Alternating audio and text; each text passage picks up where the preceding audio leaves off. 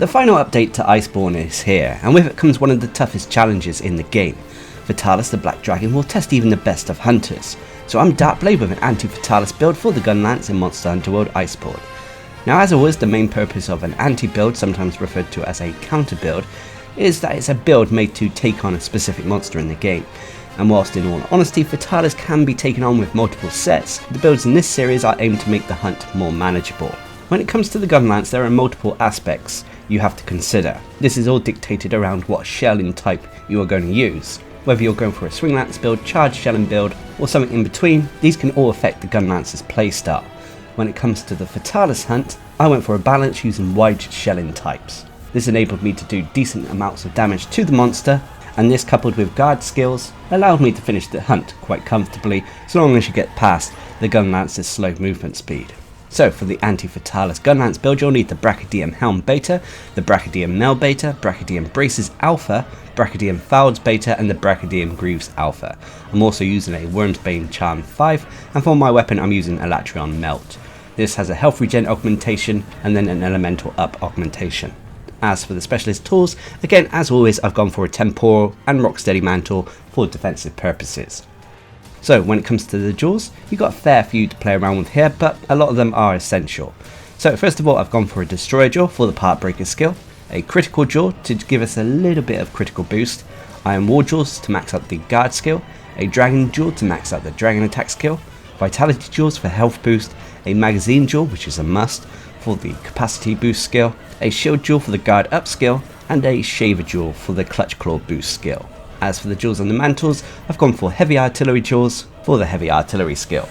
So if you've done what I've done here, you'll have a build with 150 health, 100 stamina, which will be 200 health and 150 stamina when you're on a hunt and taking all your relevant consumables.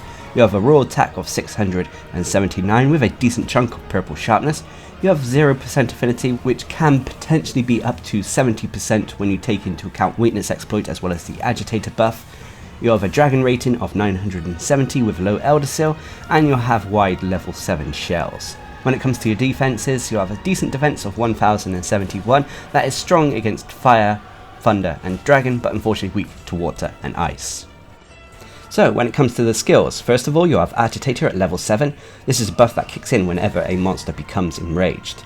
When this happens, you'll gain increased raw attack as well as affinity, and with Iceborne this skill is even more valuable as you can easily control when a monster becomes enraged thanks to the whole flint shot mechanic. You have Dragon Attack level 6, which is a skill that increases the dragon rating and damage of this build. Dragon is the element that Fatalis is weakest to, so when going for weapons, even if you're going for a raw attack weapon, having a weapon that is a dragon weapon is normally the optimal way to go. You have Artillery level 5, which is a skill that increases the shelling attack of the Gunlance as well as reducing the cooldown of our Wyvern's Fire. You have Guard level 5, which is a skill that increases the capability of our shield when we block attacks. Basically, it reduces the knockback as well as reduce the stamina cost for blocking that said attack. Guard at level 5 coupled with the Gunlance's giant shield means that we can pretty much block all of Fatalis' attacks and receive minimal knockback. This doesn't apply to all of Fatalis' attacks, but a fair few of them. You have Health Boost at level 3. Health Boost is a skill that allows our health to get to that maximum of 200. You have Weakness Exploit level 3, which is a skill that increases our affinity whenever we're attacking monster weak points. And should these weak points be tenderized through Clutch Claw attacks first, this increase to our affinity is even greater. Weakness Exploit at level 3 can potentially provide us an extra 50% affinity. You'll also have Part Breaker level 3, which is a skill that makes it easier for us to break monster body parts. Kind of essential when it comes to the Fatalis hunt and the whole horn mechanic. If you don't break a horn at least once by the start of phase 3, Fatalis will gain blue flames.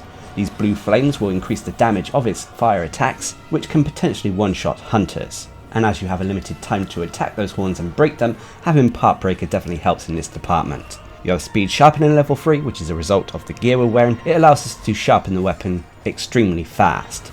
Normally when it comes to the Gunlance, taking Speed Sharpening or Protective Polish is advisable as the weapon burns through sharpness quite quickly, especially when utilising shelling attacks.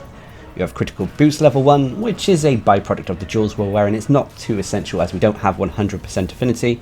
Basically, Crit Boost increases the damage of our attacks whenever we crit a monster, but this only applies to the raw portion of an attack, not the elemental portion. Anyway, next up is Capacity Boost level 1, which increases the amount of shells we have on this build, allowing us to have 3 shells instead of just 2. We have Guard Up level 1, which allows us to block unblockable attacks. We have Clutch Claw Boost level 1, which allows us to tenderize monster body parts in one hit instead of two. And finally, when you're wearing your mantles, you'll have Heavy Artillery level 2, which increases the damage of the artillery, so cannons and ballista, found in Shrade Castle by 100%. So always make sure you have a mantle ready when going to use them. And then when it comes to the set bonuses, you have two of them, both attached to the Brachydios wheel. First of all is the Agitator's Secret, which allows us to get the Agitator skill from level 5 to a maximum of level 7. And you'll also have the Artillery Secret, which allows us to get the Artillery skill from level 3 to a maximum of level 5, both increasing our overall damage. But there we have it, that is the build I recommend for taking on Fatalis with the Gunlance. But of course, every build out there has pros and cons, even the greatest builds out there have some form of downside. So when it comes to this build, the biggest pro is its damage output. Combining elemental damage with raw attack damage with artillery damage, it all adds up and allows us to take on Fatalis quite comfortably. And the next pro is this build's defensive and guarding capabilities.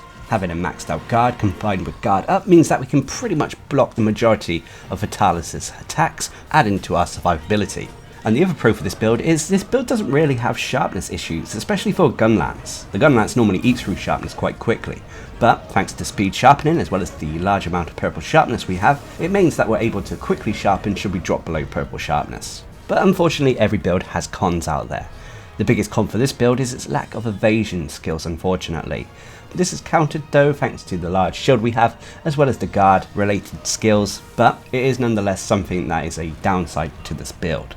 And unfortunately the other downside for this build, which is more of a con for the Gunlance in general, is that taking time out to attack the horns can actually reduce your DPS, unfortunately. If you spend all of your time with this build attacking the body or the legs, you're going to finish the hunt a lot more quicker. But that will obviously leave you at risk of having to contend with blue flames during phase 3. So like I said, it's just a minor nitpick. But that being said, when you do get the opportunity to attack the horns with this build, it can break them quite effectively. But regardless of the pros and cons, this is a very effective build to use against Fatalis. The Brachydium armor set is a perfect fit for any Gunlance user, and so long as you can handle the slow movement issues that the Gunlance has, this build has the firepower and DPS to take down Fatalis quite effectively. So there we have it, that is the build I recommend for taking on Fatalis with the Gunlance. Of course, as you farm the monster more and more, you'll get Fatalis gear and weaponry, which is some of the best in the game, and should allow you to easily take on the monster. But until then, this build will work just fine. So until next time, I've been Darcblade, bringing you an Anti-Fatalis build for the Gunlance in Monster Hunter World Iceborne. Hope you enjoyed the video, thanks for watching, subscribe and like for more.